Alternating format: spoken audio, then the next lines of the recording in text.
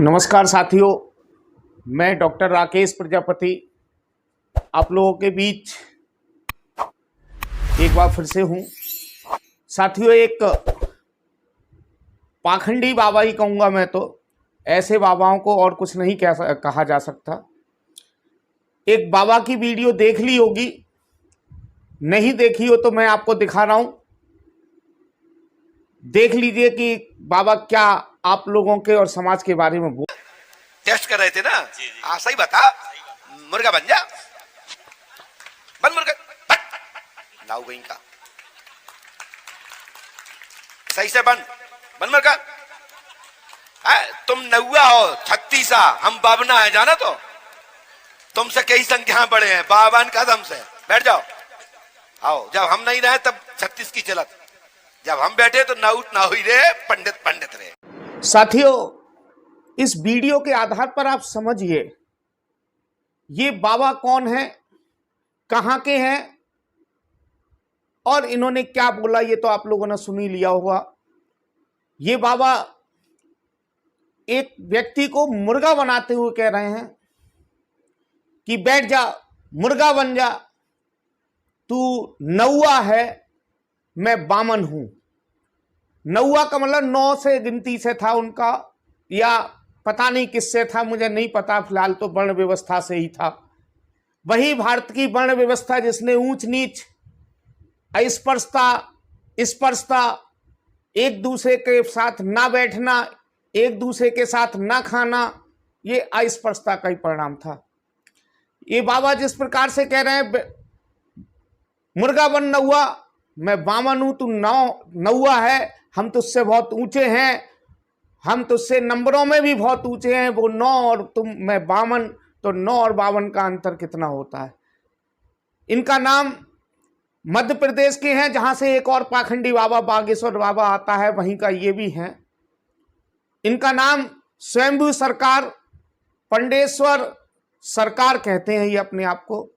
लेकिन सोचिए, नाई, सेन, सविता, कपूरी, ठाकुर, श्रीवास्तव समाज के लोगों किस तरीके से आपको वेजित करने का काम किया गया है इन पाखंडी बाबा द्वारा।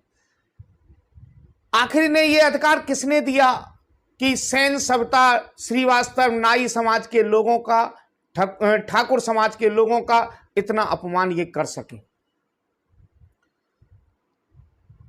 जिस प्रकार से इस तरीके की ये भाषा शैली इनके द्वारा प्रयोग की गई है, हालांकि इनके द्वारा माफी भी मांग ली गई, लेकिन साथ ही माफी जो मांगी गई है वो मैं बार बार कहता हूं कि इस सोशल मीडिया का प्रयोग करना सीख जाइए। बहुजन समाज के लोगों, सोशल मीडिया का प्रयोग करना सीख जाइए।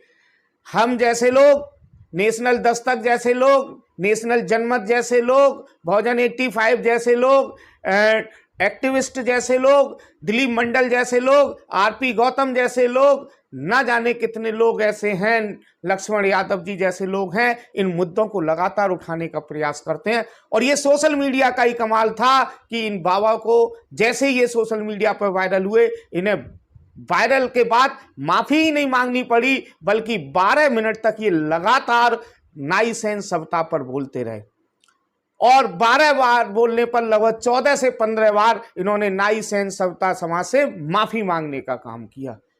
लेकिन मेरा निवेदन है नाई, सेन, सविता समाज और ठाकुर समाज के लोगों, इसे माफ मत करना।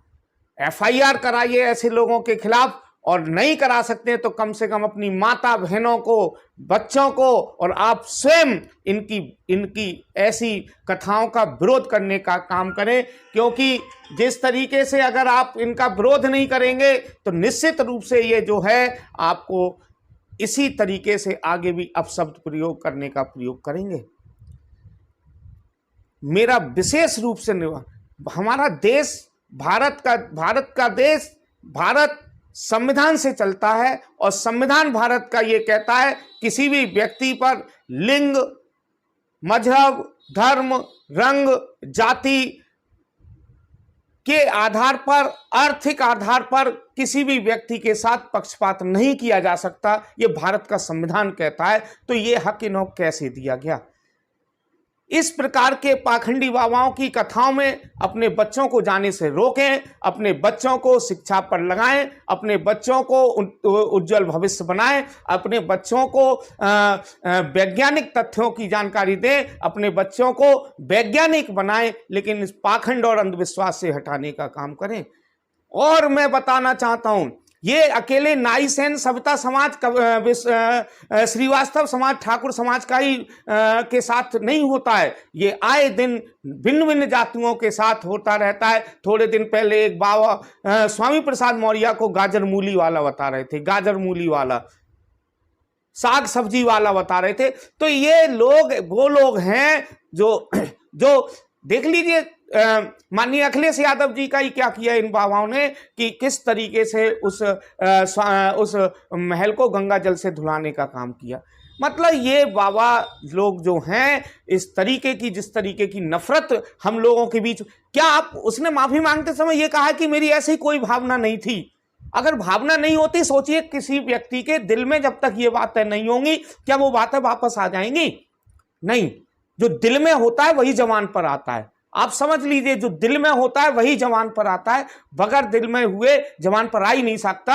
इसलिए मैं आपसे कहना चाहता हूं, उनके ये दिल में था, उनकी ये मानसिकता थी कि नाई सेन सविता कुमार पाली तेली गड़रिया ढीमर काश्यप कहार केवट मल्ला नाई जाटव वाल्मीकि कोहरी ये पासी खटीक, ये सब जो हैं किस तरीके से जो वर्ण व्यवस्था थी उसमें शूद्र यानी नीच बताए गए। तो उनकी मानसिकता थी कि तुम सब नीच हो, नीच ही रहोगे, हम वामन हैं। तो क्या है ये मतलब आप समझ सकते हैं।